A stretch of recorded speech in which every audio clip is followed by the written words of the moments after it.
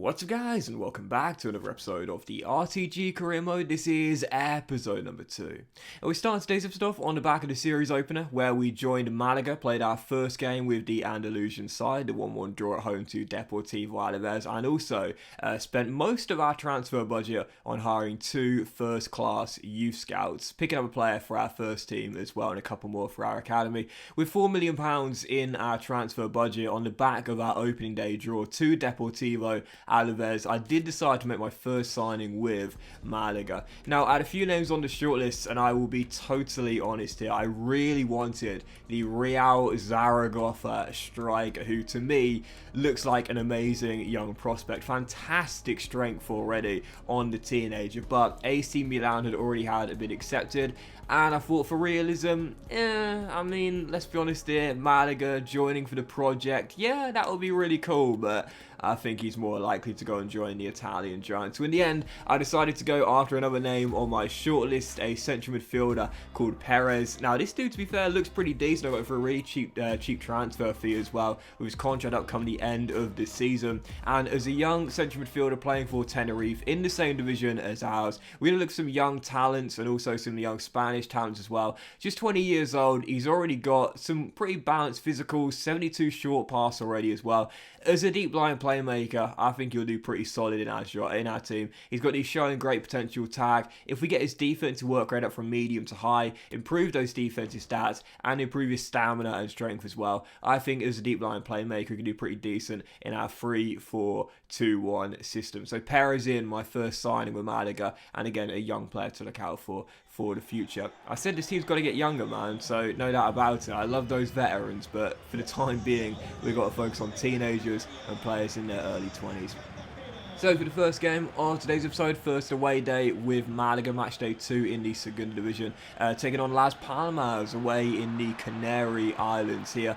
They've got a real stadium in the game despite being a Segunda Division side, and this is the one thing that I should recommend to you guys. If you haven't tried managing in Spain yet, definitely give it a go. You know, try a FIFA career mode in La Liga or the Segunda Division, because if you like realistic career modes, there are so many licensed real stadiums in Spain. It's fantastic. It's a great country to manage in, and Las Palmas is no exception. So playing in Gran Canaria at the Real Stadium here, taking them on where we fell behind very early on. Yep, trailing inside the first 10 minutes of the first chance of the game, and the hosts take the very early lead in the Canary Islands. So trailing early, but wasn't too concerned about that, because anyone that plays modern day FIFA will tell you now that games are very open and can often be what you'd call goal gluts. So straight after we fell behind, we had a couple of great chances. The score was still 1-0, but half an hour in, we won another corner.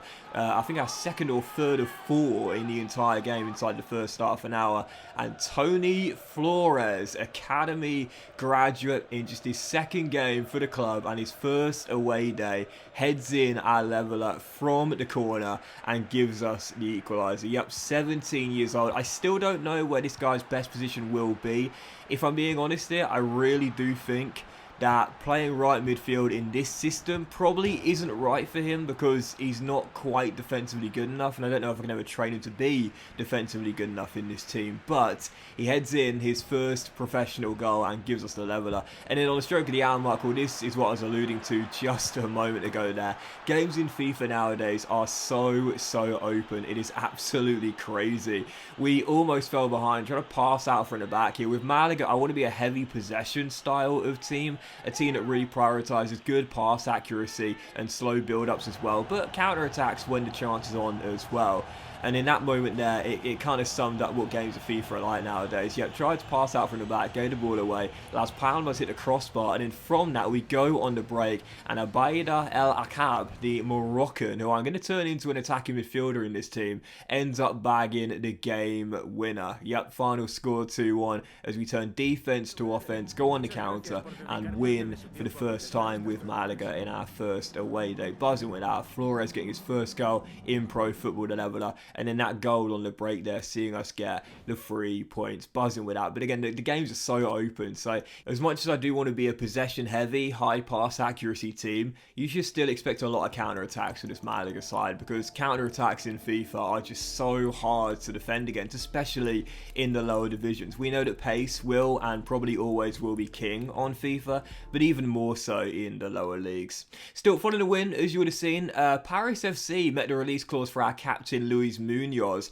And to me, like, that was a deal which I was never going to let go through. I decided to offer him a contract extension and take out the release clause, which he decided to accept. Munoz is a Malaga Academy graduate. He is our captain in this team as well, and I really like him as well. You know, a decent passer of the ball. He's 6 foot as well, so could possibly slide into our back three as a ball-playing defender. He's got the height to play in that sort of role as well. I like him, so I'm going to keep him in this team. And also I turned down a bit for Juan Day as well.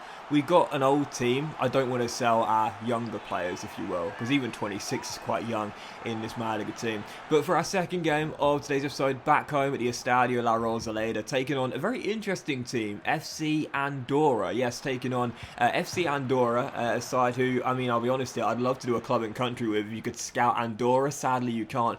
But heading into the game, well, right on cue, I mentioned a moment ago, counter-attack to Malaga. We hit Andorra on a really quick break and got ourselves the lead. Then it hit the woodwork in the second half, but then 58 minutes in, Loren Zuniga fires in our second goal to make it 2-0 and give us a cushion. The game's so open, like I mentioned there, and it wasn't really a surprise that even though Andorra was so close to levelling it a few moments ago, we go on the other end just straight afterwards and get ourselves a 2-goal cushion. The games are just so open, especially at this level. It's absolutely crazy. In the end, we held on for our first clean sheet with Malaga. Pleased to see it. Manolo Reina making a great save late on in a 2-0 victory. And there it is, back-to-back wins with Malaga. Loren Zuniga off the mark for the first time this season as well. And definitely keep your eyes on him as well. Now, I know we've got Ruben Castro in our team, 41 years old, but Zuniga is the striker I would rather use more. Sol is only on loan here from Dynamo Kiev, but Zuniga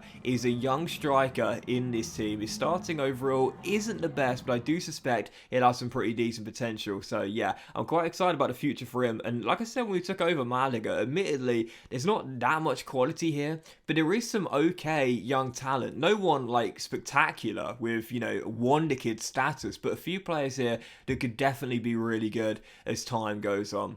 So as transfer deadline day would come round, I still had 3 targets on my shortlist here. In the end, Ivan Azon did indeed decide to join AC Milan. I would have signed him. Like I would have bought this guy in had he not had a bid from AC Milan. But realistically, let's be honest here, like I mentioned at the start of the episode, yes, of course, going to Malaga for the project would be a pretty cool idea. But, you know, if the Italian Giants come in and a chance to play at the San Siro, I'm pretty sure he's going to choose to go to this Serie A. But I did have 2 more names on the shortlist. We had the Tenerife goalkeeper, but also this guy, Soufiane El Karouani, playing for NEC in the Eredivisie. He is a Moroccan 21-year-old left-back at 69 overall.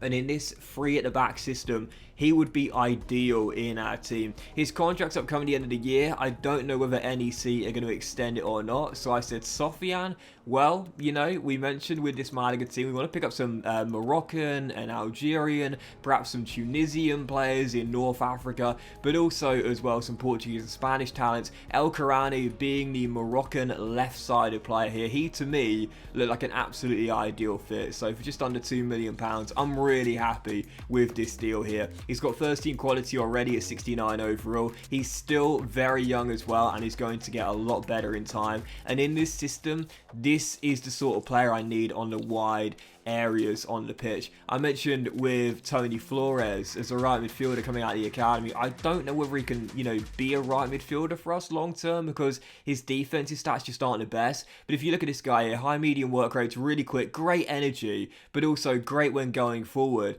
but defensively really sharp as well. That is the sort of player you want on the flanks when you're playing a 3 at the back system. Someone is equally as good defensively as they are when going forward, and they're quick with good stamina as well. He's the ideal fit for this team. I could see him possibly being an LCB in this team, stepping out as a left-sided central defender as part of a back 3, but I think we'll get the best out of him playing on that left-hand side. So to begin with, what I'll do is get his medium work rate, his defensive work rate up from medium to high, and then then I'll convert him to a left midfielder. So we'll do it in stages. First, we'll make him a high defensive work rate type of player, and then we'll convert him to the left-hand side of midfield. El Karouani is in, and like I said, we're going to look at some Moroccan, Algerian, Tunisian talents as well in North Africa, with us being in Andalusia in the southern region of Spain, and El Karouani coming in is the ideal fit for our left-hand side.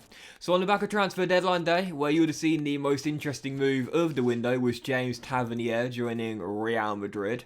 Very interesting indeed. We have 3 more scouting updates here, and we put 1 more player in our academy. Xavi Bravo, not Johnny Bravo, but whether he's just as good as Xavi was in his prime, I guess we'll wait and see. But 59 rated 15-year-old attacking midfielder does look pretty good, to be fair, as we look to improve our academy in our first season with Malaga. So that will do it for today's episode of the RTG career mode, guys. Big thank you for watching. If you have enjoyed it, if you have, then please do drop a like. Much love to you all. Have a fantastic day, and I will see you for the next episode of the RTG career mode as we look to gather pace with our Malaga team in the Segunda Division very soon.